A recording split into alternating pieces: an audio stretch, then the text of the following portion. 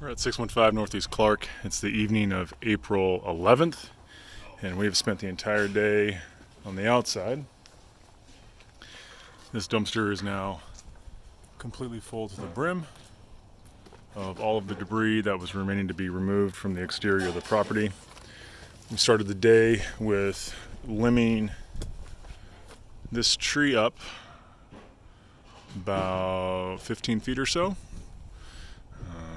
We have this pile of limbs left to be disposed of in order to have access to bring the equipment to the backyard.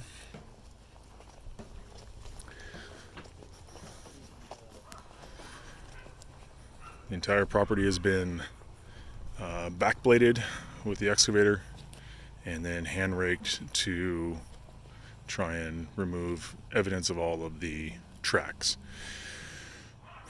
So when we originally started, there was one shed back here. I know that there was another shed over there. I recall there was another pile of stuff here, but all that has been since removed.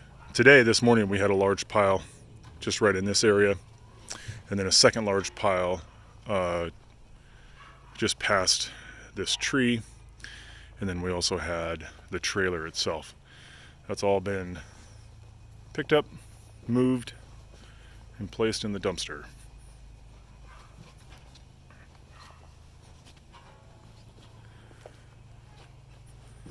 Client's request, we kept all of the large natural rocks. They're planning on using those for future landscaping.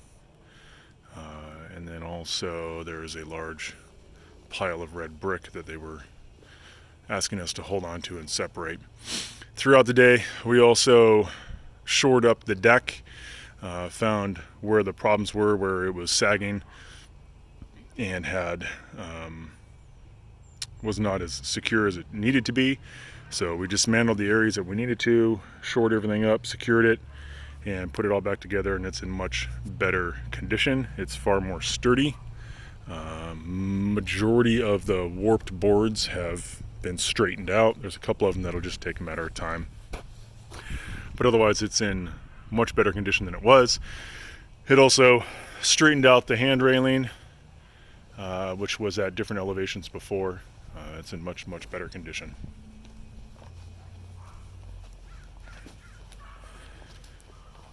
As we worked through and removed the piles, we also transferred dirt and topsoil around as best we could to try and fill in some of the low spots and level it out in preparation for landscaping later.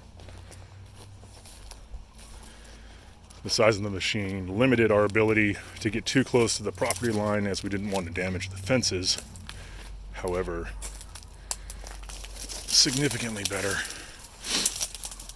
So from this position where I'm standing now in the back corner, this was completely engulfed with blackberry vines.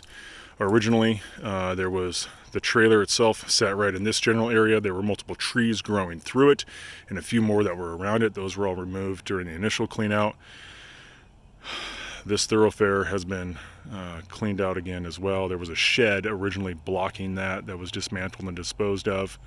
And then multiple temporary carport canopy structures that were disassembled and removed. If I remember correctly, there were a couple of them both over here and near the trailer. That tree was approximately where the center of the trailer was as far as the length from front to back, and from basically this point all the way back to me was solid blackberry vines and a lot of furniture, patio furniture, little gardens and stuff that had just been overgrown. As you can see, we still have lots of blackberry vines, the remnants of the original cleanup that are still here. These are easily the thickness of my finger. There are some that are even longer. During the day today, we actually pulled some out of this tree that we had cut and were about this high, went up, had grown over the top of the tree, and were actually dangling down We didn't realize that they were connected, and so we started to pull on one end and the other end started to rise. So very overwhelmed with blackberry bushes. That's the majority of that has been killed and pulled out. They will be treating for it though when the landscaping is done.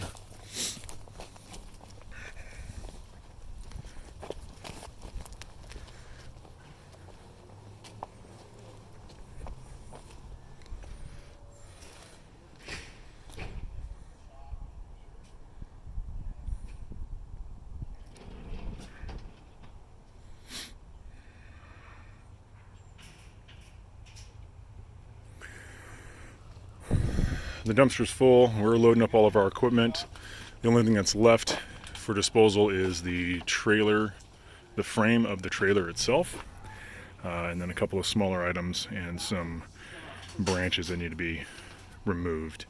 Unfortunately, the dumpster is full, so we'll have to figure out other means to dispose of that.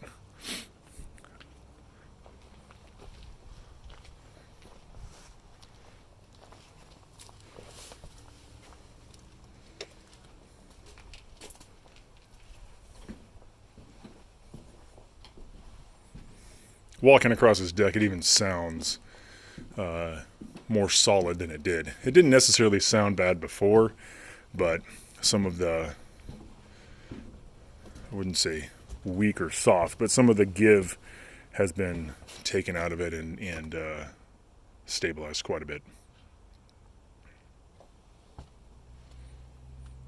The hot tub still needs to be removed. The customer is pursuing different options for that.